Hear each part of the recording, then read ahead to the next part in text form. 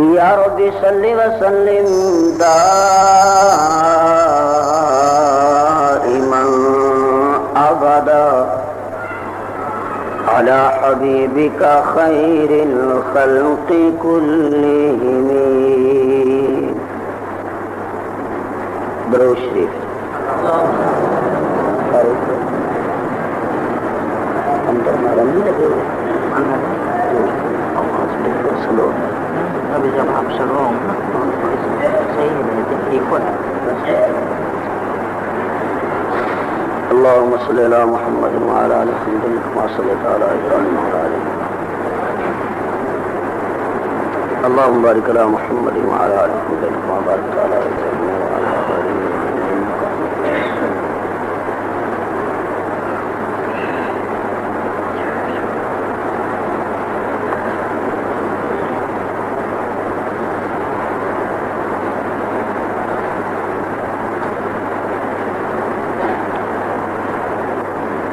واجب الاحترام معزز سامعین حضرات،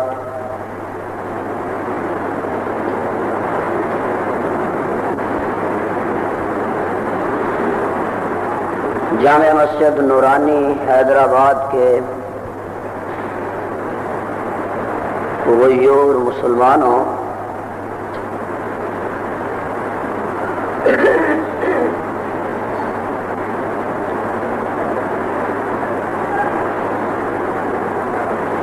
چند ماہ قبل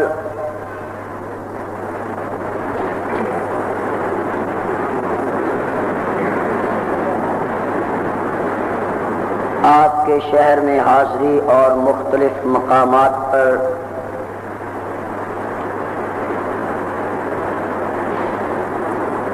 آپ سے دینی و مذہبی گفتگو کرنے کا شرف حاصل ہوا تھا.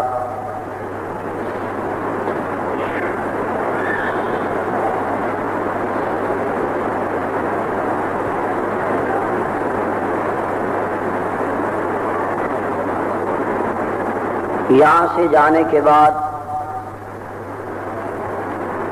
میں اپنے شیڈول کے مطابق غیر ملکی دورے پر روانہ ہو گیا.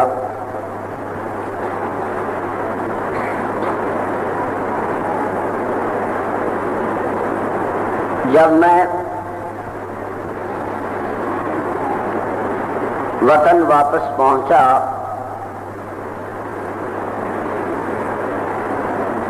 تو چند دن کے بعد ہی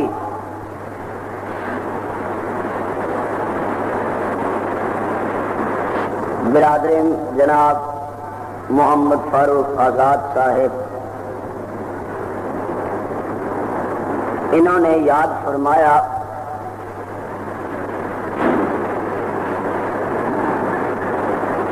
اور کہنے لگے کہ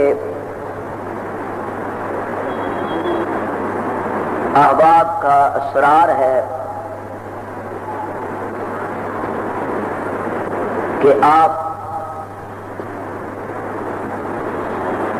پھر حاضری دیں.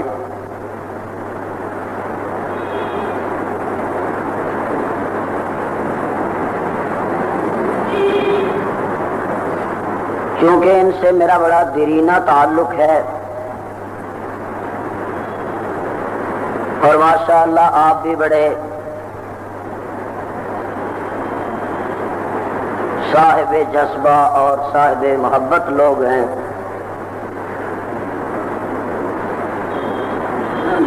میں نے وعدہ کر لیا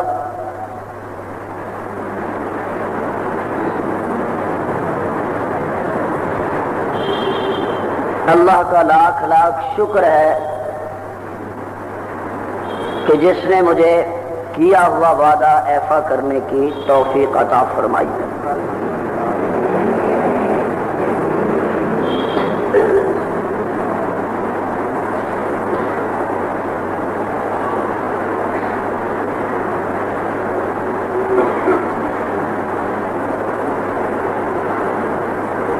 کیونکہ مجھے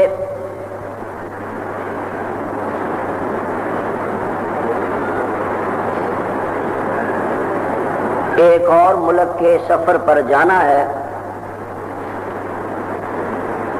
اس لیے میں بھائی فاروق صاحب کو مطلوبہ تاریخیں تو نہ دے سکا،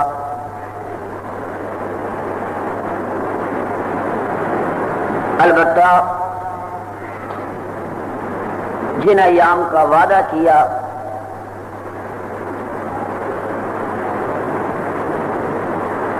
اسی کے مطابق آپ کے پاس حاضر ہوں۔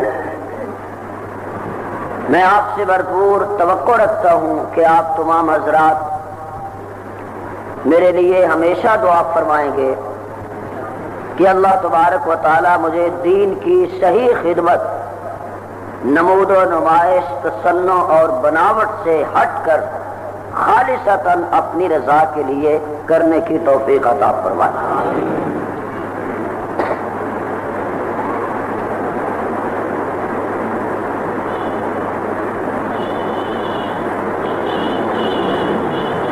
یہ بات تو آپ تمام حضرات جانتے ہیں کہ خطاب اور تقریر کے دوران جب حضور علیہ الصلوۃ والسلام کا نام آئے تو کیا کہتے ہیں؟ اتنی ہی آواز سے کہتے ہیں یا ذرا اونچی بولیں؟ ابو بکر کدھر ہے؟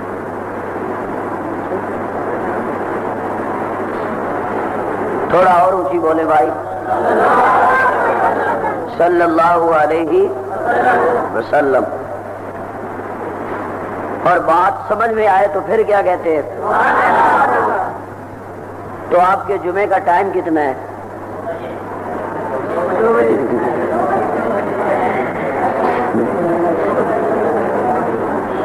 مجھے اتنی جلدی اسٹیج پہ لایا گیا ہے کہ میری آدھی چائے بھی رہ گئی ہے، پوچھ لیں حضرت سے۔ اور میں چائے پیتے ہوئے کہہ رہا تھا کہ میں چائے کا اتنا عادی نہیں ہوں، مگر چائے بہت اچھی ہے اور وقت بہت کم ہے۔ اب آپ سوچ سکتے ہیں کہ چائے پینے میں کتنا وقت لگتا ہے، تو ادھر آ کے آپ مجھے کہہ رہے ہیں کہ 2 بجے تک چلیں، ہے جی؟ تو میں آپ سے یہ گزارش کروں گا کہ آپ اللہ آپ کے جذبے کو سلامت رکھے، آپ تقریر ضرور سنا کریں مگر مجھے تھکایا نہ کریں۔ جب بھی میں حیدرآباد کے وزٹ سے واپس جاتا ہوں تو پھر مجھے ایک دفعہ MBBS ڈاکٹر سے چیک اپ کروانا پڑتا ہے۔ توجہ ہے آپ کی؟ بولے بھائی، یار آپ تو بولتے ہی نہیں ہیں۔ چلے ہم اپنی گزارشات کا آغاز کرتے ہیں۔ پھر وہ کیا کہتے ہیں کہ ابتدائے تقریر ہے، ہوتا ہے کیا؟ آگے آگے دیکھیے، ابتدائے تقریر ہے، روتا ہے کیا؟ یا تقریر میں سوتا ہے کیا؟ تو آگے آگے دیکھیے ہوتا ہے کیا؟ میرے محترم حضرات، آج مجھے ایک عنوان دیا گیا ہے اور اس عنوان کا پابند بھی کیا گیا ہے۔ میں دیے گئے عنوان پر ہی چند باتیں آپ کی خدمت میں عرض کروں گا۔ اللہ تبارک و تعالی محض اپنے فضل و رحمت سے مجھے شرح صدر سے بیان کرنے کی توفیق عطا فرمائے۔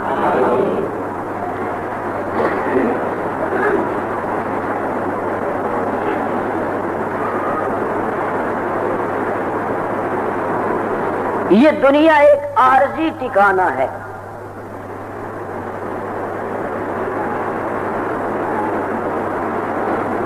یہ مستقل قیام گاہ نہیں ہے۔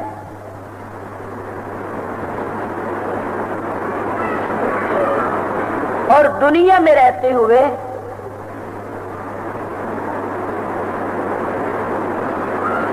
انسان کی ہر چیز تبدیل ہوتی رہتی ہے۔ بڑی توجہ کے ساتھ، دنیا مستقل بھی نہیں،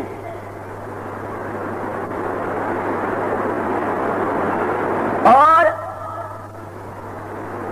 دنیا کی کوئی چیز غیر مبدل بھی نہیں۔ دنیا کی زندگی مستعار ہے،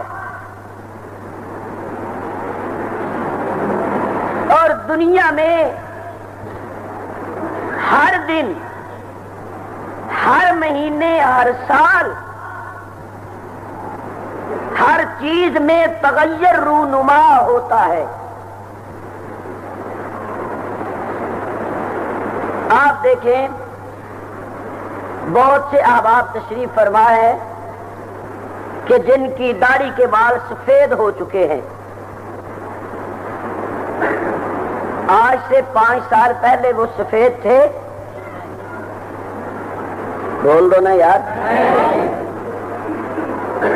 اور آج جن کی داڑھی سیاہ ہے، آئندہ 5، 7 یا 10 برسوں میں وہ سیاہ رہے گی؟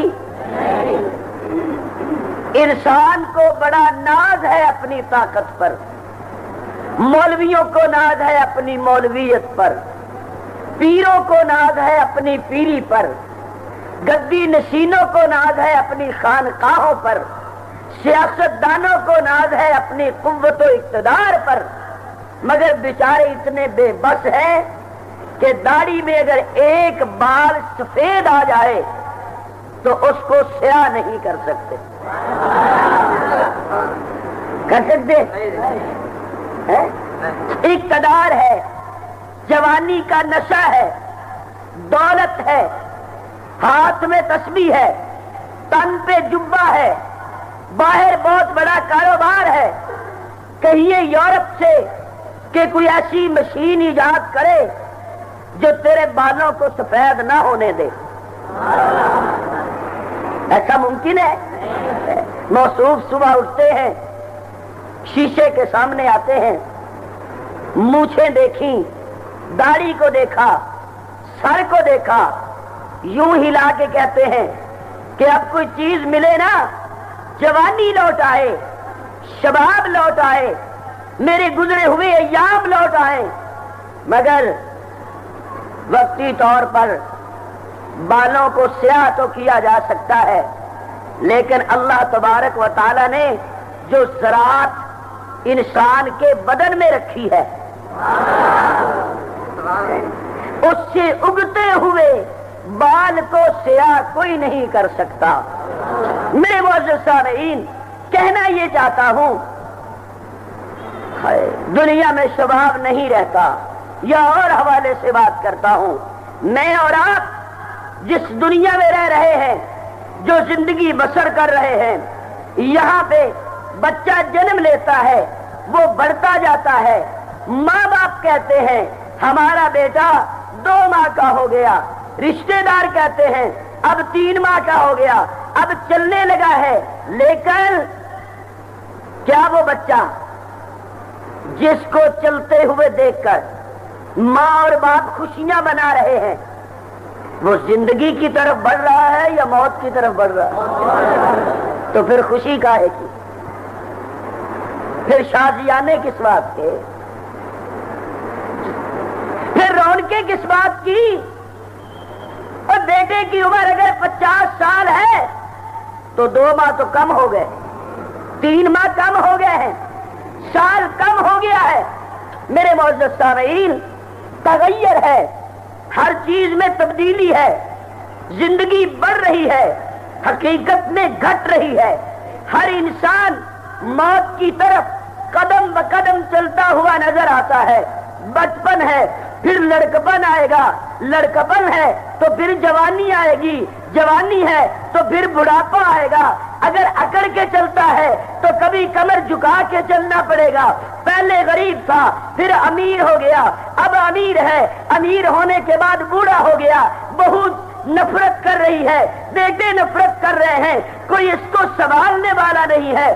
میرے معزز سامعین، پوری زندگی انسان گزارتا ہے اور پوری زندگی میں بڑے بڑے کام کرتا ہے۔ میرے محترم حضرات، یہ دنیا کی زندگی ایسی زندگی ہے کہ جس زندگی میں انسان کو اگر خوشی ملتی ہے تو غم بھی ملتے ہیں، اگر پھول ملتے ہیں تو کانٹے بھی ملتے ہیں، اگر زندگی ملتی ہے تو موت کا انتظار بھی کرنا پڑتا ہے۔ مگر دنیا سے چلے جانے کے بعد ایک ایسا مقام آئے گا جسے جنت کہتے ہیں، کبھی نعیم کہتے ہیں، کبھی ماوا کہتے ہیں، کبھی فردوس کہتے ہیں۔ وہ جنت انسان کا اصلی ازلی ابدی ٹھکانہ ہے کہ جس میں انسان اگر پہنچ جائے گا تو وہاں پہنچنے کے بعد تبدیلی نہیں ہوگی، بال سفید نہیں ہوں گے، بڑھاپا نہیں آئے گا، جوانی زائل نہیں ہوگی۔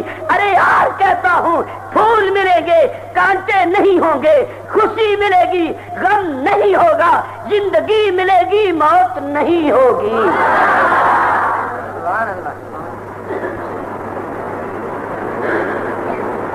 لوگ کہتے ہیں جی میں نے ساری زندگی نوکری کی ہے، اب ریٹائر ہو رہا ہوں۔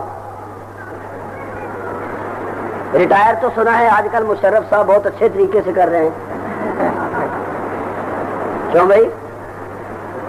سنا ہے ملازموں کے ساتھ بہت اچھا سلوک ہو رہا ہے۔ آپ ملازم نہیں ہیں؟ لگتا ہے آپ نہیں ہیں۔ کہتے ہیں جی میں ریٹائر ہو رہا ہوں اور میری ریٹائرمنٹ میرے بڑھاپے کا سہارا ہے۔ کہتے ہیں نا لوگ میرے بڑھاپے کا، یار جوانی کے 4 دن ہیں، کمائی کر لوں، ہر چیز بنا کے رکھ لوں، بڑھاپے میں کام آئے گی۔ کتنا پگلا ہے، بڑھاپے کے لیے رکھتا ہے سنبھال کے۔ جس بڑھاپے میں تو گھی والی روٹی نہیں پچا سکتا، جس بڑھاپے میں تو گوشت جی بھر کے کھائے تب بیمار، نہ کھائے تب بیمار، کس کے لیے؟ کس بڑھاپے کو تحفظ دے رہا ہے؟ اس زندگی کے بارے میں سوچ جس زندگی میں جوانی ہی جوانی ہے، جس زندگی میں جوانی ہی، شباب ہی شباب ہے، راحتیں ہی راحتیں ہیں۔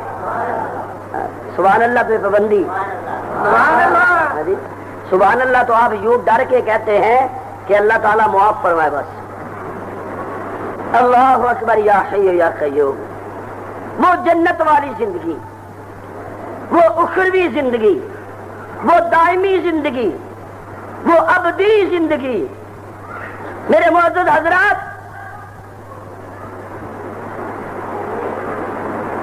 وہ زندگی جس کے لیے اس دنیا میں چند سال محنت کر لی جائے، اور آئیے میں اس محنت کو ایک جملے میں سمیٹتا ہوں۔ محنت کیا کی جائے کہ اپنی پوری زندگی حضور علیہ الصلوۃ والسلام کے طریقے کے مطابق گزاری جائے۔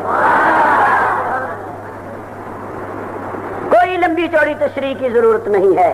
اپنا لباس حضور کے طریقے کے مطابق، اپنی داڑھی حضور کی طریقے کے مطابق، اپنا چلنا پھرنا، بیٹھنا اٹھنا، کھانا پینا، زندگی کا ہر قدم ہر موڑ، زندگی کا ہر لمحہ جب حضور علیہ الصلوۃ والسلام کی اطاعت کے تابع ہوگا تو حضور کی اطاعت اللہ کی عبادت ہوگی۔ حضور کی اطاعت اللہ کی عبادت ہوگی۔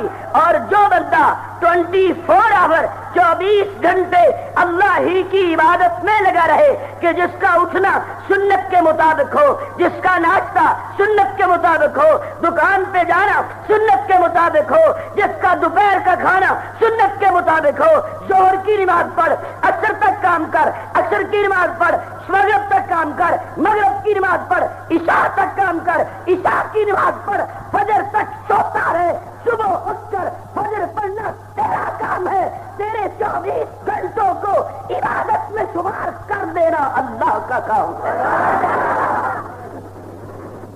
پھر تو تیرا سونا بھی عبادت ہوگا۔ اگر آپ کی توجہ ہو تو میں ایک جملہ دیتا ہوں، اور پھر تو تیرا سونا بھی سونا ہوگا۔ نہیں سمجھے؟ سبحان اللہ کیا ہوتی ہے؟ بات کا پتہ نہیں لگا میں نے کیا کی ہے۔ اور پھر تیرا سونا بھی سونا ہوگا، پھر تیرا سونا بھی سونا بن جائے گا اگر تیری نیند پیغمبر علیہ الصلوۃ والسلام کی اطاعت کے مطابق ہو جائے گی۔ میرے معزز حضرات، کیسا منظر ہوگا کہ جب الہ العالمین دربار لگائیں گے، حشر کا میدان ہوگا، حشر کا بولیے نا اللہ، حشر کا میدان ہوگا، نفسا نفسی کا عالم ہوگا، تمام لوگ برہنہ ہوں گے، ایک دن 50,000 سال کا ہوگا، کوئی گھٹنوں تک، کوئی کمر تک، کوئی کندھوں تک، کوئی سراپا پسینے میں غرق ہوگا، ساری دنیا سفارشی تلاش کر رہی ہوگی، مگر قرآن کہتا ہے من ذا الذی یشفع عندہ الا باذنہ، اور کس میں جرأت ہے، کس میں طاقت ہوگی کہ جو اللہ کے حکم کے بغیر سفارش کرے؟ اس دن جو سفارش کرے گا نا، آج ہم کہہ دیتے ہیں اور جی کوئی بات نہیں، ہم جو مرضی کرتے رہیں، پانچتن پاک ہمیں بخشوا دیں گے۔ کوئی کہتا ہے جی نہیں، بعض تو ہمارے پنجاب میں تو یوں بھی کہتے ہیں لو جی مولوی صاحب پیر ایویں پھڑے ہیں، پیر ایویں پھڑے ہیں جی سانو پار نہیں سو لانا، تو جو بیچارہ آپ ہی ڈبیا ہوا تو پھر ہائے۔ حضور علیہ الصلوۃ والسلام نے بلایا اپنی بیٹی کو، کہنے لگے فاطمہ تم جانتی ہو نا کہ ہم نے تمہیں جنت کی عورتوں کا سردار کہا ہے، یہ بھی جانتی ہو نا کہ ہم تمہیں اپنے جگر کا ٹکڑا کہتے ہیں، یہ بھی جانتی ہو کہ جب تم آتی ہو ہم تمہارے استقبال کے لیے کھڑے ہو جاتے ہیں، بیٹی یہ بھی جانتی ہو کہ ہم تمہیں دیکھ کر اپنی باقی 3 بیٹیوں کے غم کو بھلا لیتے ہیں، بیٹی تم یہ بھی جانتی ہو کہ ہم محبت سے تمہاری پیشانی پہ بوسہ دے دیتے ہیں، بیٹی اتنے مقام کے باوجود میں محمد تمہارا باپ تمہیں وصیت کرتا ہوں کہیں ناز نہ کرنا، ناز نہ کرنا کہ میں محمد کی بیٹی ہوں۔ توجہ جملہ دیتا ہوں، ابو ناز نہ کروں تو کیا کروں؟ آقا کہتے ہیں ناز نہ کرنا عمل کرنا، ناز نہ کرنا عمل کرنا۔ بیٹی اس ناز میں نہ بیٹھی رہنا کہ میں کملی والے کی بیٹی ہوں، اگر اعمال کی وجہ سے قیامت کے دن تمہارے اوپر بھی گرفت آ گئی تو میں محمد نہیں چھڑا سکوں گا، میں چھڑا نہیں سکوں گا۔ سفارش کرنا اور ہوتا ہے، چھڑانا اور ہوتا ہے۔ چھڑانا، حضور چھڑائیں گے نہیں، سفارش کریں گے۔ کیا کریں گے؟ سفارش کریں گے۔ تو عرض یہ کر رہا تھا، ساری دنیا روتی ہوئی تمام انبیاء کے پاس سے ہوتی ہوئی جب سرکار دو عالم علیہ الصلوۃ والسلام کی بارگاہ خدمت اقدس میں حاضر ہوگی، آقا کہیں گے آؤ کیسے آئے ہو؟ ساری امت کہے گی، ساری دنیا کہے گی اے ہمارے محبوب، اے ہمارے پیارے، اے رحمت دو عالم، اے سرکار دو عالم، آج اللہ کا دربار بہت سخت ہے، اللہ کا غصہ بہت سخت ہے، اللہ کے دربار میں سفارش کیجئے، ہمیں آج کے دن سے نجات عطا کی جائے۔ حضور سجدہ کریں گے، اتنا لمبا اتنا لمبا اتنا لمبا جس کی طہارت کو یا خدا جانتا ہے یا مصطفیٰ جانتا ہے۔ اللہ کہیں گے ارفع راسک یا محمد، اپنا سر اٹھائیے میرے محمد، اپنا سر اٹھائیے، بتائیے کیا بات ہے، کیوں روتے ہیں، کیوں آنسو بہاتے ہیں؟ کہنا تیرا کام ہوگا، ماننا میرا کام ہوگا۔ حضور سر اٹھائیں گے، اے میرے رب کریم اس قوم کا حساب کر، اس کا کیا کر؟ حساب کر۔ جنتی جنت میں جائیں، دوزخی دوزخ میں جائیں۔ کنفرم تو ہونا، جب آدمی کو کنفرم نہیں نہ ہوتا کہ میں نے کدھر جانا ہے، کراچی جانا ہے یا میں نے روڑی جانا ہے، تو پریشانی زیادہ ہوتی۔ کنفرم تو ہو، 50,000 سال بیت رہے ہیں، مر رہے ہیں لوگ گرمی میں، پتا تو چلے جانا کدھر ہے۔ رب العالمین کہیں گے اچھا ٹھیک ہے، ترازو لگایا جائے، ہم حساب لیں گے۔ کیا لیں گے؟ اپنی امت سے کہو حساب دے۔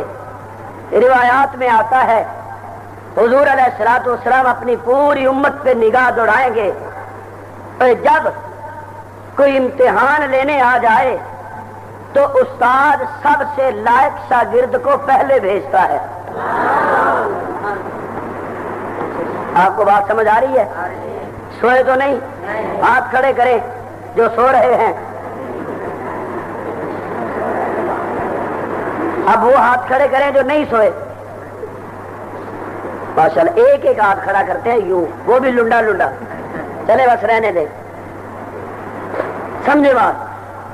جب کوئی ممتحن آئے امتحان لینے کے لیے تو استاد اپنے لائق شاگرد کو بولے لائق شاگرد کو سب سے آگے کرتا ہے. آقا علیہ الصلوۃ والسلام یوں امت پہ نظر دوڑائیں گے اور حضور مسکرا کے کہیں گے صدیق. کیوں کہ جتنے بھی مشکل وقت ہوتے ہیں نا وہاں ابو بکر ہی کام آتا ہے. اگر آپ ایڈوانس سبحان اللہ کہے تو ایک جملہ دو. ہجرت کی رات نبی پہ مشکل وقت آیا تو صدیق کام آیا. قیامت کے دن امت پہ مشکل وقت آئے گا تو صدیق کام آئے گا.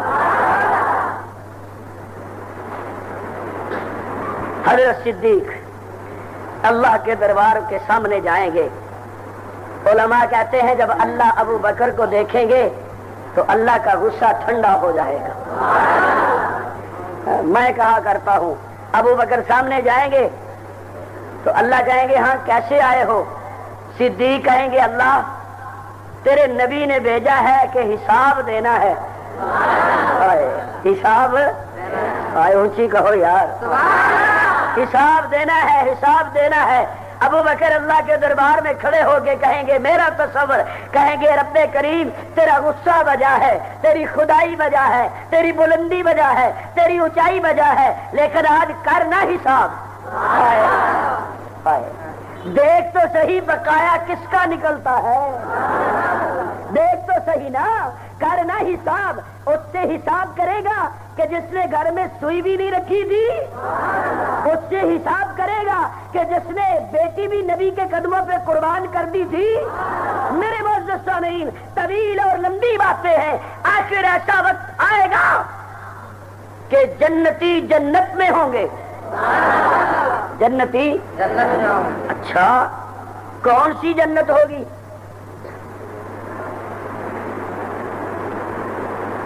الہ العالمین نے اعلان فرمایا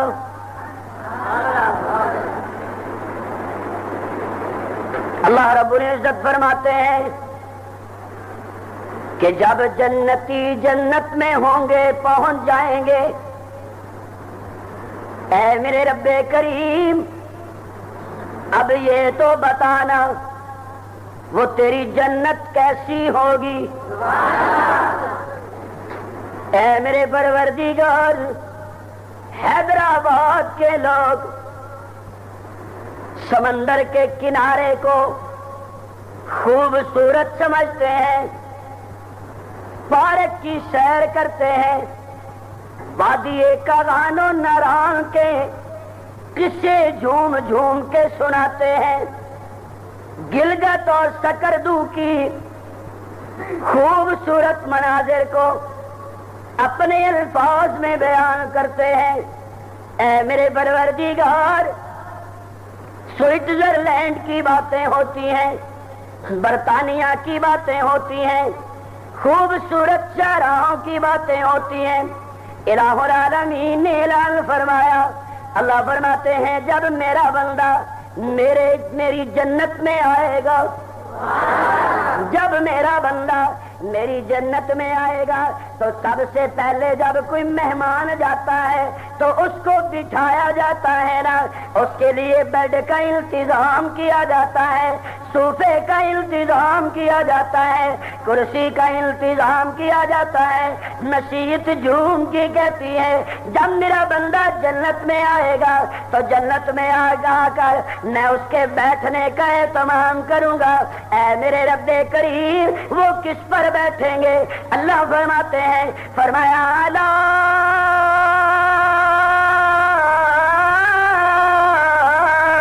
سرور موضونہ.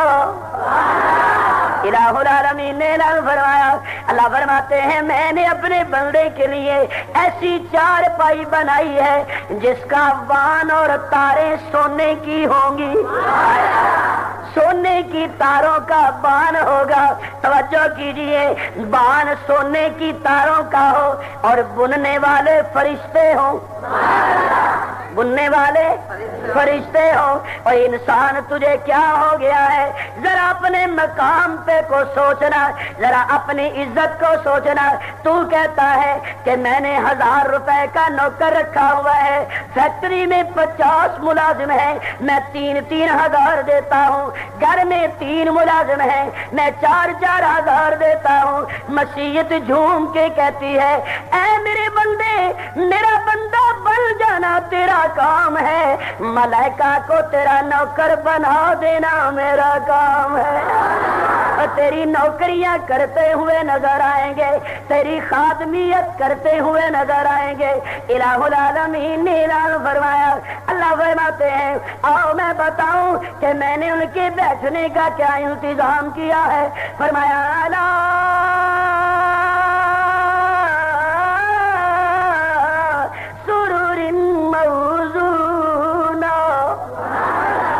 فرماتے ہیں اے جناب والا، سونے کی تاروں کی بنی ہوئی 4 پائیاں رکھی ہوں گی.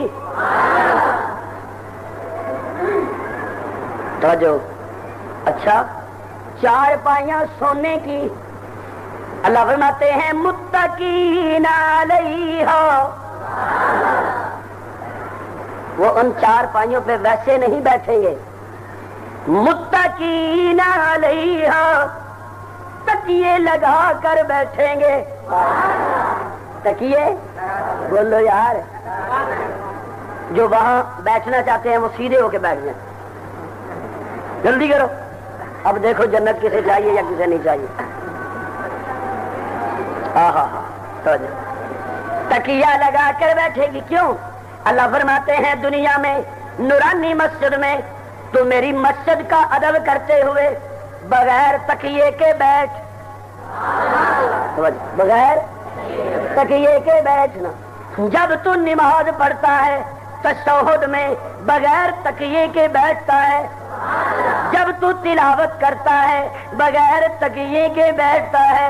جب تو قیام میں ہوتا ہے بغیر سہارے کے ہوتا ہے. جب تہجد میں رو رہا ہوتا ہے بغیر تکیے کے ہوتا ہے. اے میرے بندے، میں نے تیرے تکیے کا، تیری ٹیک کا انتظام اپنی جنت میں کر دیا ہے، میں نے تیرے ٹھکانے میں کر دیا ہے. فرمایا متقین علیہا متقابلین.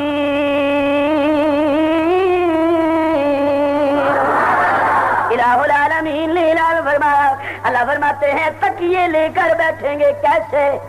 آمنے سامنے. نہیں سمجھے؟ آمنے تو بولو نا، آمنے. ایک آپ بیٹھے ہوئے ہیں نا کہ آپ سب نے میری طرف منہ کیا ہوا ہے، ٹھیک ہے. یہ جو آگے بیٹھے ہوئے ہیں ان کی کمر کے پیچھے آپ ہیں، ان کی کمر کے پیچھے آپ ہیں. ایسا بیٹھنا نہیں ہوگا. فرمایا جنت میں جنتی تکیے لے کر سونے کی 4 پائیوں پہ یوں بیٹھیں گے کہ ایک دوسرے کی طرف پشت نہیں ہوگی، چہرے ہوں گے. ایک دوسرے کی طرف کیا ہوں گے؟ چہرے ہوں گے. چہرے ہوں گے، تکیے لے کر بیٹھے ہوئے ہوں گے. اے میرے رب کریم، حیدرآباد والے پوچھتے ہیں جب آدمی ٹیک لگا کر بیٹھ جائے، پیاس لگ جائے، خود اٹھ کر پانی پینے کو جی نہیں چاہتا، پیاس ہوتی ہے، مگر تکیے سے یوں بیٹھنے سے آدمی کا انداز ہی بدل جاتا ہے. پہلے جی کر کے بلاتا ہے، بعد میں کہتا ہے اوے پانی لاؤ. ایسے ہی ہوتا ہے نا. اور عام طور پہ دیکھنا کہ بڑے بڑے جو لوگ ہوتے ہیں نا وہ بیچارے یوں بیٹھے ہوتے ہیں نا، یوں تو ایک ٹانگ ضرور ہلاتے رہتے ہیں. سامنا لے کے آؤ، یہ ٹانگ ان کی یوں پھڑکتی رہتی ہے، پتہ نہیں اس میں کیا راز ہوتا ہے. اللہ اکبر. یا رونق کی علامت ہوتی ہے نا، تکبر کی علامت ہوتی ہے.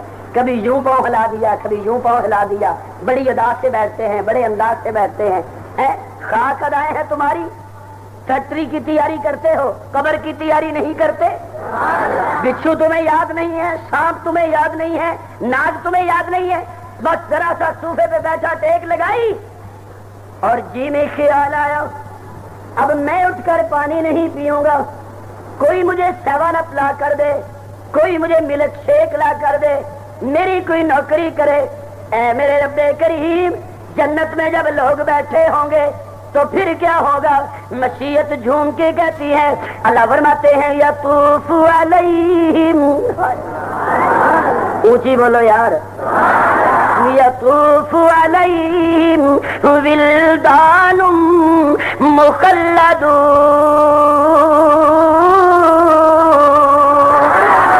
इलाहुल आलमीन ने ऐलान फरमाया, अल्लाह फरमाते हैं हमने उनकी नौकरी के लिए, उनकी नौकरी के लिए हमने मुखल्लादून पैदा किए हैं, हमने विल्दान मुखल्लादून बनाए हैं। कौन है? ऐसे लड़के हैं जो हमेशा लड़के ही रहेंगे, ऐसे नौकर हैं जो हमेशा खूबसूरत लड़के रहेंगे, ऐसे नौकर हैं, ऐसे वेटर हैं जो खूबसूरत लड़कों की शक्ल में रहेंगे।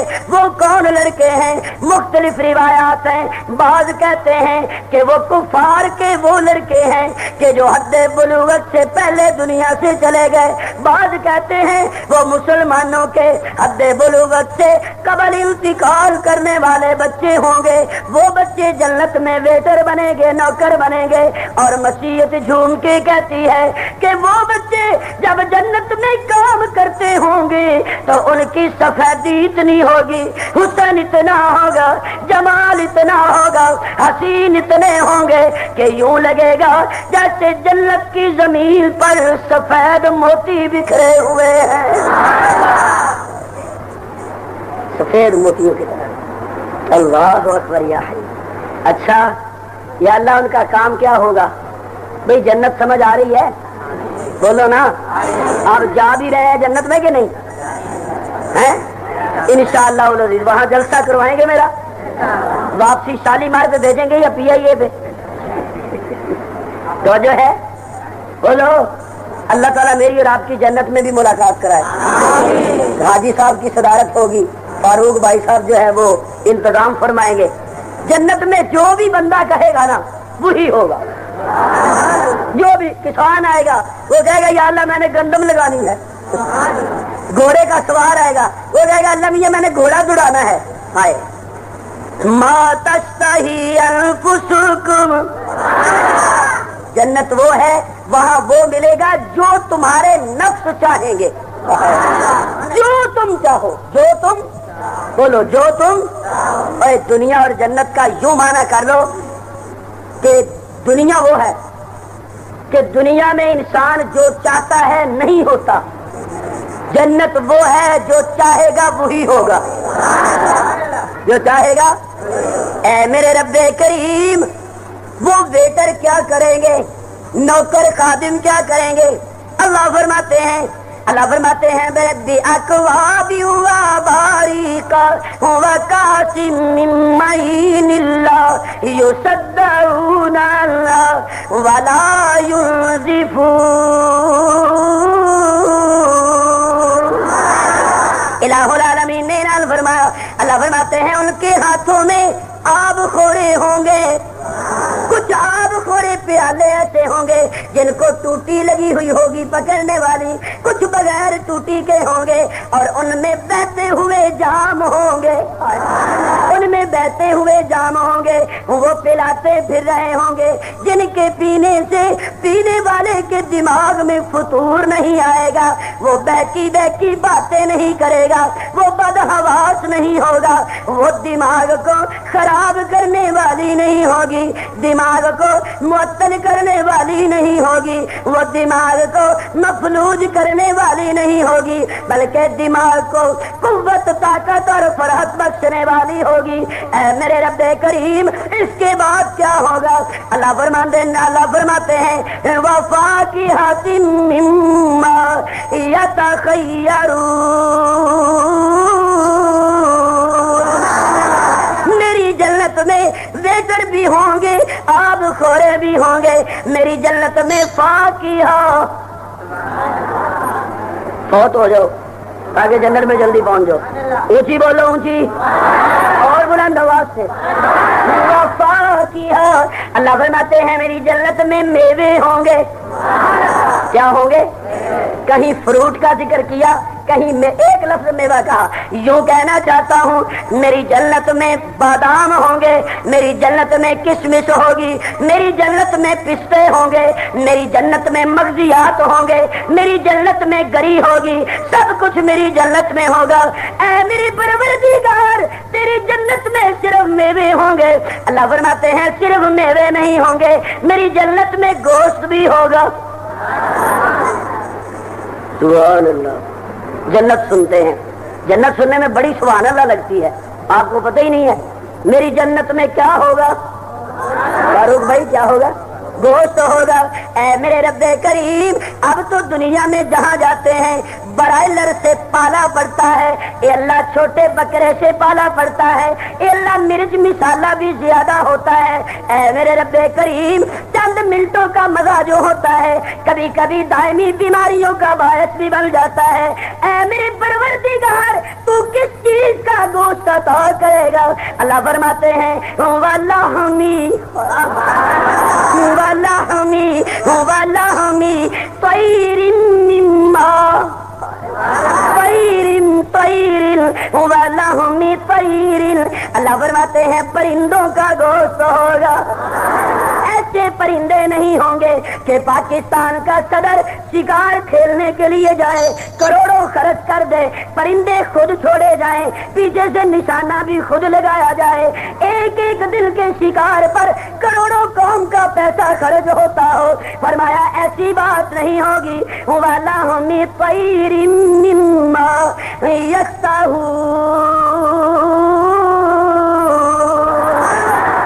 اللہ فرماتے ہیں میں اللہ پرندوں کا ایسا گوشت عطا کروں گا۔ تو جو یا اللہ پرندہ کون ہوگا، گوشت کیسا ہوگا؟ اللہ فرماتے ہیں یشتہون، پرندہ وہ ہوگا جو جنتی چاہے گا، چڑی چاہے گا چڑیا ہوگی، بٹیر چاہے گا بٹیر ہوگا، ہرن چاہے گا ہرن ہوگا۔ حضرت صدیق رضی اللہ تعالی حضور علیہ الصلوۃ والسلام نے ارشاد فرمایا جنت کے پرندے اونٹ اونٹ کے برابر ہوں گے۔ تھکے تو نہیں؟ بولو جب تھکو گے بتا دو گے، ٹھیک ہے نا؟ تو جب میں تھک جاؤں گا میں بھی بتا دوں گا۔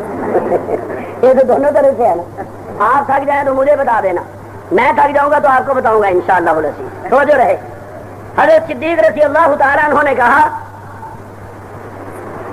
حضور علیہ السلام نے فرمایا کہ اونٹ اونٹ جتنے ہوں گے پرندے جنت کے۔ حضرت صدیق کہنے لگے یا رسول اللہ پھر تو وہ بڑے لذیذ ہوں گے، پھر تو وہ بڑے لذیذ مزیدار ہوں گے۔ حضور نے مسکرا کے کہا جو ان کو کھانے والے ہیں وہ بھی بڑے مزیدار ہوں گے۔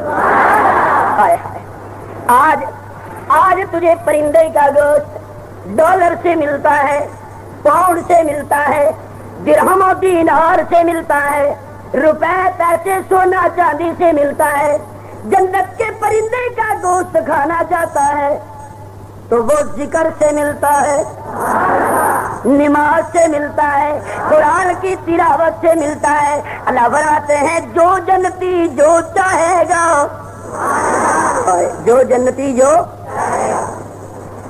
جنتی کھڑا ہے نا بیٹھا ہے یوں دیکھے گا پرندے کی طرف، اور جنتی کے دل میں خیال آئے گا کہ یہ کبھی روز تو ہوا میرے سامنے آئے نا، دل میں خیال آئے گا وہی پرندہ جس پرندے کے جسم کا جو حصہ جنتی کے دل میں آئے گا وہی روز ہو کر اس کے سامنے آ جائے گا۔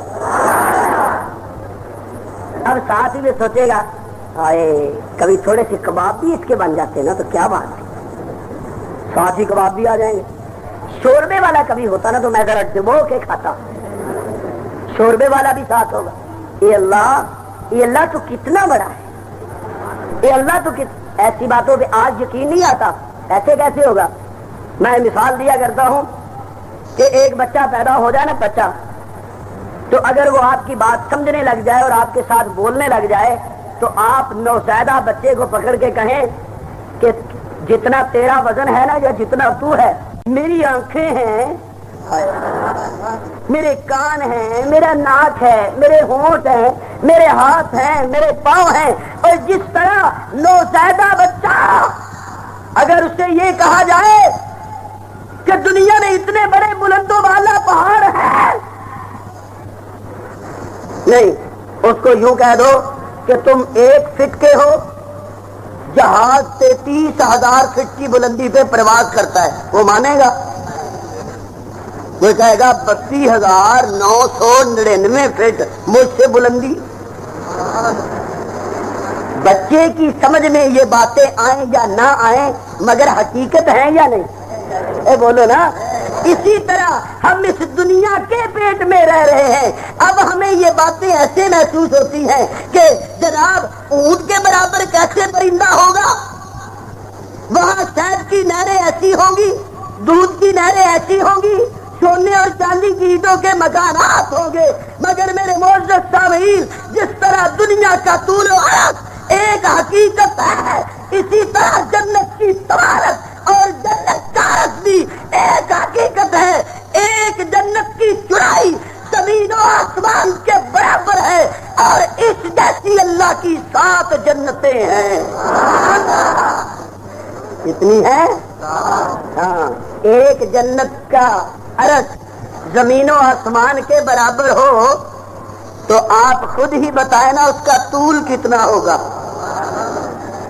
اس کا طول ہے، میرے معزز سامعین، الہ العالمین نے اعلان فرمایا، اللہ فرماتے ہیں جس پرندے کا چاہو گوشت ملے گا، جتنا چاہو، جیسا چاہو، جس انداز سے کھانا چاہو، کوئی پابندی نہیں ہوگی۔ خدا را توجہ کیجئے، میں نے کہا رب کریم،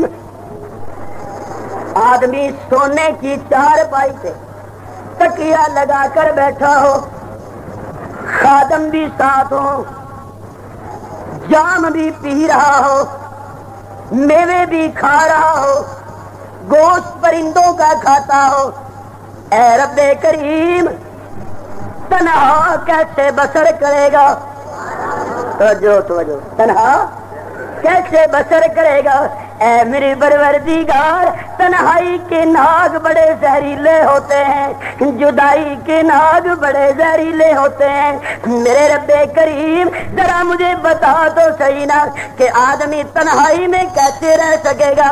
اللہ فرماتے ہیں تمہیں تنہا نہیں رکھا جائے گا، بلکہ فرمایا وحور العین، اونچی، جن کو جنت کی حوریں چاہیے اور اونچی، سبحان اللہ، میں بھی تو کہوں نا اللہ، جنت کی حوریں، جنت کی حوریں، ایک حور، توجہ، ایک حور 70 ریشمی جوڑے پہن کے بیٹھی ہوگی، اس کے باوجود اس کی پنڈلی کے اندر جو ہڈی ہے اس کی نکھر گودا بھی نظر آتا ہوگا۔ اب سوال یہ پیدا ہوتا ہے کہ اتنے کپڑے بھی پہنے ہوئے ہوں اور بدن اتنا نازک، اتنا حسین اور خوبصورت کہ ہڈی پھر بھی نظر آتی ہو، اندر سے گودا بھی نظر آئے، تو اس کی مفسرین نے مثال دی ہے، آپ نے کبھی سفید یاقوت دیکھا ہے؟ بولو، سفید یاقوت کو دیکھیں، وہ سراپا پتھر ہے، مگر کسی بڑے پتھر میں دھاگا بھی پرو دیا جائے تو پتھر ہونے کے باوجود وہ دھاگا تک بھی نظر آتا ہے۔ اگر پتھر میں پرویا ہوا حسن کی وجہ سے، نزاکت کی وجہ سے، شفافت کی وجہ سے، صاف اور پاکیزہ ہونے کی وجہ سے اگر پتھر میں دھاگا نظر آ سکتا ہے تو جنت کی حور کی پنڈلی سے حسن و نزاکت کی بنیاد پہ گودا نظر کیوں نہیں آ سکتا؟ اور کیسی ہوں گی عورتیں؟ ایسی نہیں ہوں گی ایک آدمی بیٹھا ہے، وہ ذکر کر رہا ہے، تلاوت کر رہا ہے. ایک آدمی بیٹھا ہے، سبحان اللہ و بحمدہ سبحان اللہ العظیم پڑھ رہا ہے. اللہ پاک اس کے لیے اس کے نام کی جنت میں ایک حور پیدا فرما دیں گے. توجہ، حور پیدا ہوگی، وہ کہے گی رب کریم تو نے مجھے بنا دیا ہے، اب میں کیا کروں؟ اللہ فرمائیں گے خبردار، نگاہیں نیچی رکھ، اوپر نہیں دیکھنا. اونچی بولو یار، ابھی نگاہیں نیچی رکھ، اوپر نہیں دیکھنا. وہ حور بن جائے گی، بن جائے گی. قرآن کہتا ہے حور مقصورات فی الخیام. اللہ کریم اس حور کے اوپر ایک موتیوں کا خیمہ پیدا فرما دیں گے. وہ اس خیمے میں مقید ہو جائے گی، نگاہیں اس کی نیچی ہوں گی، وہ نیچے ہی آنکھوں کو رکھے گی. اے میرے رب کریم تم نے پیدا کیا ہے، میں نے دیکھنا نہیں ہے. اللہ فرماتے ہیں تو جس کے لیے بنائی گئی ہے، جب وہ جنت میں آئے گا، تیرے خیمے میں آئے گا، تو پہلی نگاہ اٹھائے گی تو صرف اپنے شوہر کو دیکھے گی. میں اللہ اسے بتانا چاہتا ہوں کہ میں نے اتنی پاکیزہ عورت تیرے لیے رکھی ہے. اور ملیں گی بھی کتنی، یہ تعداد تو آپ کو یاد ہوگی. کتنی ملیں گی؟ بولو یار، شرماتے ہو؟ شرمانے والے اور بہت سے کام ہوتے ہیں. 70 کتنی؟ 70 لگ پتا جائے گا انشاءاللہ. 70 حوریں، 70 عورتیں ایک مرد کے لیے. اے میرے رب کریم دنیا کی عورت کا کیا ہوگا؟ اللہ فرماتے ہیں جو دنیا کی باحیا عورت ہوگی، با پرد عورت ہوگی، نماز پڑھنے والی ہوگی، اپنے خاوند کے مال میں اور عزت میں خیانت نہیں کرے گی، اپنے مالک کی خاوند کی قدر کرنے والی ہوگی، وہ دنیا کی عورت ان 70 حوروں کی ملکہ ہوگی. کیا ہوگی؟ ملکہ ہوگی. اور 70 ہی سے زیادہ ان سے حسین ہوگی. کیا ہوگی؟ حسین ہوگی.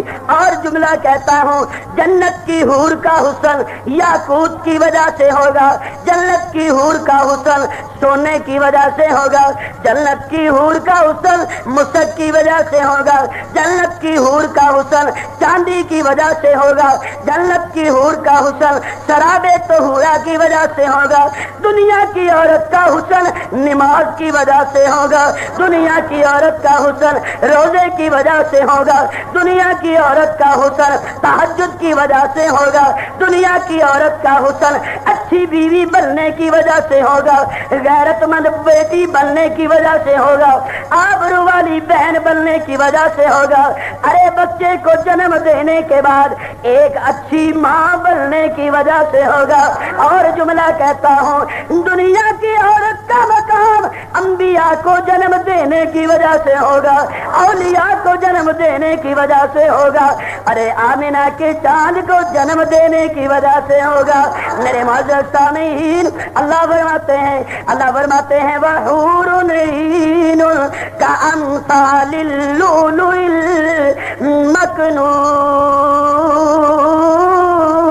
المکنون. اتنی بڑی آنکھوں والی ہوں گی حوریں کہ موتیوں کی طرح آنکھوں کو چھپا رکھا ہوگا. اے میرے رب کریم یہ جو سب کچھ تو دے گا جنت میں، توجہ، سونے کے بیڈ دے گا جنت میں، غلمان دے گا جنت میں، میوے دے گا جنت میں، گوشت دے گا جنت میں، اے اللہ بیویاں دے گا جنت میں. اے میرے رب کریم یہ سب کچھ کیوں دے گا؟ اللہ فرماتے ہیں اس لیے دوں گا جزاء بما كانوا يعملون.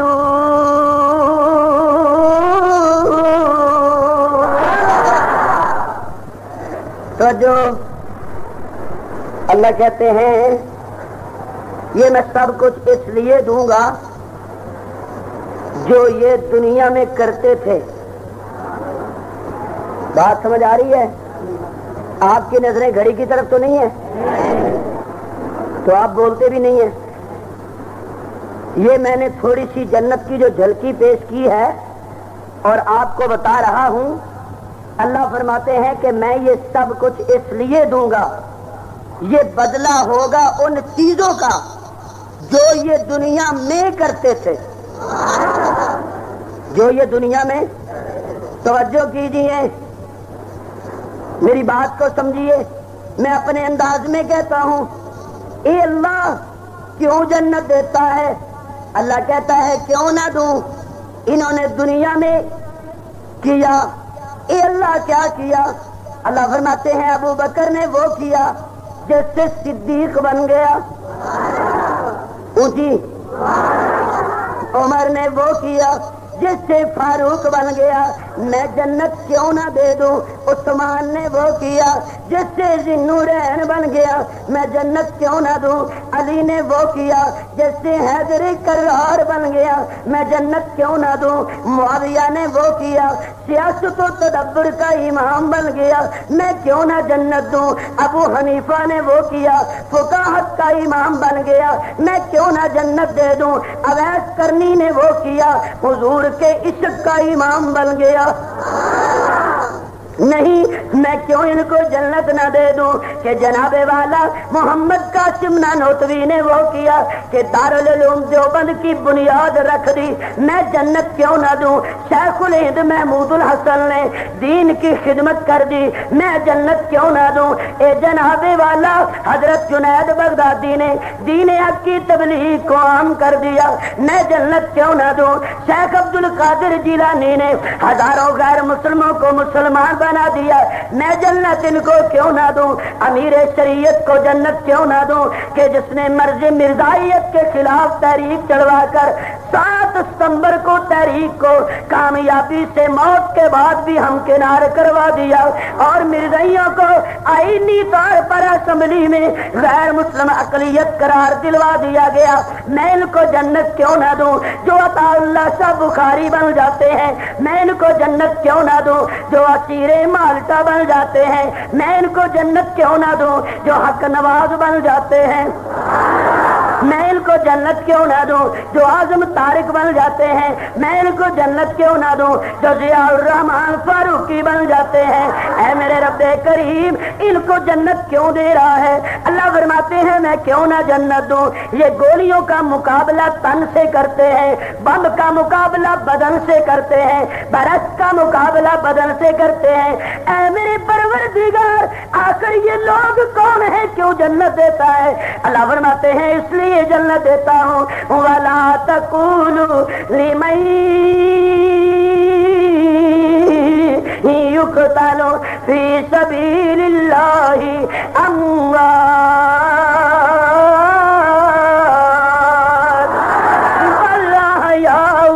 بَلْ أَحْيَاءٌ بلکہ یہ زندہ ہے، یہ میرے پاس زندہ ہے، میرے قریب زندہ ہے، میری جنت میں زندہ ہے. ان کی فکر زندہ ہے، ان کا آئین زندہ ہے، ان کا تدبر زندہ ہے، ان کا مشن زندہ ہے، ان کا کاز زندہ ہے، ان کا پروگرام زندہ ہے. میں اللہ اعلان کرتا ہوں فرمایا بل احیاء ولکن لا تشعرون.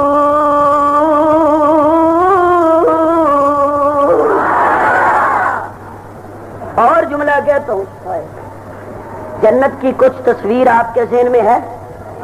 اے بولو ہے نا؟ اس کو ذہن میں رکھتے ہوئے بات میری سمجھیے. جنت ہے، کون کھڑے ہیں؟ حضرت عمر کھڑے ہیں، اونچی کہو نا. حضرت عثمان کھڑے ہیں، حضرت علی کھڑے ہیں، حضرت حسن کھڑے ہیں، حضرت حسین کھڑے ہیں. نہیں جناب، تمام شہداء کے سردار حضرت حمزہ کھڑے ہیں، جنتی جنت میں کھڑے ہیں، شہداء کی قطار میں میں کہتا ہوں کہ مولانا حق نواز بھی کھڑے ہیں، میرے بھائی شعیب ندیم بھی کھڑے ہیں، اسار القاسمی بھی کھڑے ہیں، مولانا فاروقی بھی کھڑے ہیں۔ اب میرے اللہ سارے شہداء سے کہتے ہیں بتاؤ میری جنت کیسی ہے؟ اسی بولو نا، بتاؤ میری جنت کیسی ہے؟ مرے شہید ہیں مارے اگر تو غازی ہے، یہ وہ ہو رہا ہے جس میں ہر طرح سے سرفرازی ہے۔ میرے معزز سامعین، سبھی شہداء کھڑے ہیں، یہ کون ہیں؟ انہیں شہداء ختم نبوت کہتے ہیں۔ یہ کون ہیں؟ انہیں شہداء تحریک نظام مصطفیٰ کہتے ہیں۔ یہ کون ہیں؟ انہیں شہداء ناموس صحابہ کہتے ہیں۔ سبھی شہید اللہ کی جنت میں ہیں۔ اللہ فرماتے ہیں سنو میری جنت کیسی ہے؟ میری جنت کیسی ہے؟ سارے شہید بولتے ہیں رب کریم کیا تیری جنت کے کیا کہنے ہیں؟ غسل کرنے کے لیے بات تلاش نہیں کرنا پڑتا، لیکس اور کیپری کا سہارا نہیں لینا پڑتا۔ اے میرے پروردگار، غسل کرنے کے لیے نہر میں چھلانگ لگاتے ہیں، چہرہ یوں دھل کے نکھرتا ہے جیسے 14ویں رات کا چاند ہوتا ہے۔ اے میرے رب کریم تیری جنت میں بڑے نظارے ہیں، توجہ کیجئے گا نا، سارے شہداء کھڑے ہیں۔ اللہ کہتے ہیں سنو پھر میں نے جنت صرف تمہیں میزبانی میں نے نہیں کی، صرف تمہیں مہمان بنا کے نہیں رکھا، بلکہ میں نے تمہیں جنت دے کر کہا ہے خالدین فیہا ابدا۔ میں نے جنت کی رجسٹری تمہارے نام کر دی ہے کہ تم بھی میرے، تم میرے ہو، جنت تمہاری ہے۔ جنت کیا ہے؟ تمہاری ہے۔ اچھا مجھے یہ بتانا میری جنت میں کوئی کمی ہے؟ توجہ، میری جنت میں کوئی؟ سبھی کہیں گے یا اللہ تیری جنت میں اور وہ کمی ناممکن، کچھ اور چاہیے؟ اے اللہ کچھ نہیں چاہیے، سب کچھ ہے۔ اچھا تم نے میوے کھائے، فروٹ کھائے، حوریں دیکھی، شراب طہور دیکھا، شہد کو دیکھا، ہر چیز کو دیکھا، اگر کوئی لذت کم ہے تو بتاؤ، کوئی لذت کم ہے تو؟ میں کہتا ہوں سارے شہید کہیں گے اے میرے رب کریم تیری ساری جنت میں گھومے ہیں، تیری ساری جنت کے نظارے کیے ہیں، مگر میرے پروردگار ایک لذت نہیں ملی۔ اونچی یار، ایک لذت نہیں ملی، ایک لطف نہیں ملا، ایک سرور نہیں ملا۔ اللہ فرمائیں گے اچھا کون سا لطف نہیں ملا، کون سا سرور نہیں ملا؟ وہ کہیں گے رب کریم تیری جنت میں سارے نظارے ہیں، تیری جنت میں سارے سرور ہیں، تیری جنت میں سارے کیف ہیں، تیری جنت میں سارے لطف ہیں، مگر میرے پروردگار جب دنیا میں ہم نے کفر سے مقابلہ کیا تھا، مشرک سے مقابلہ کیا تھا، بتی سے مقابلہ کیا تھا، طاغوتی طاقتوں سے مقابلہ کیا تھا، شیطان کی ناپاک ذریت سے مقابلہ کیا تھا، ہم مقابلہ کر رہے تھے، دیکھنے والے دیکھ رہے تھے، ہمیں چوٹیں لگ رہی تھی، دیکھنے والے سسکیاں بھر رہے تھے، ہمارا خون نکل رہا تھا، دیکھنے والے تڑپ رہے تھے۔ کوئی کہے گا اے اللہ جب میں کشمیر کے محاذ میں تھا، کوئی کہے گا اے اللہ جب میں طالبان کے ساتھ تھا، جب میں افغانستان میں تھا، اے میرے رب کریم میں نے فلسطین کی گولی کا مقابلہ کیا، میں نے چچنیا کی گولی کا مقابلہ کیا، میں بوسنیا کے ٹنک کا مقابلہ کرتا رہا۔ ہاں بتا میرے بندے پھر کیا ہوا؟ اے میرے پروردگار تیری جنت کی ساری لذتیں بجا ہیں، مگر قسم ہے تیری ذات کی جو لذت تیرے نام پہ قربان ہوتے ہوئے آئی تھی، جو لطف بولو یار، جو لذت جو لطف تیرے نام پہ قربان ہوتے ہوئے آیا تھا وہ تیری جنت کی شہد میں نہیں ہے، تیری جنت کے فروٹ میں نہیں ہے، تیری جنت کے میوے میں نہیں ہے، تیری جنت کی حور میں نہیں ہے، غلمان کی نوکری میں نہیں ہے۔ اللہ کہتے ہیں بتاؤ اب کیا چاہتے ہو؟ اے ہمارے رب کریم ایک التجا ہے، ہمیں واپس بھیج دے۔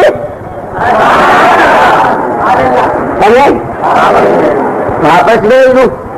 حیدرآباد کی گلیاں سونو گے جا کے؟ کیوں بھیجوں؟ پھر نائٹ کوچ کے دھکے کھاؤ گے؟ کیوں بھیجوں؟ پھر بازاروں میں بد نظری کرو گے؟ کیوں بھیجوں؟ نہیں رب کریم، ہم جائیں گے اور پھر کسی سے کہیں گے کہ تو تلوار تیز کر، یار تو تلوار تیز کر، ہم گلا پیش کریں، ہم گلا پیش کریں۔ اے رب کریم، سب سے بڑی لذت تیرے نام پہ ذبح ہونے میں ہے، سب سے بڑی لذت تیری جنت سے بھی بڑی لذت جو ہے وہ اپنا خون دینے میں ہے۔ اللہ اکبر، یا حی یا قیوم۔ اللہ فرمائیں گے بات تو تمہاری ٹھیک ہے، مگر میں اللہ فیصلہ کر چکا ہوں کہ اب دنیا میں نہیں جانا، اب دنیا میں نہیں جانا۔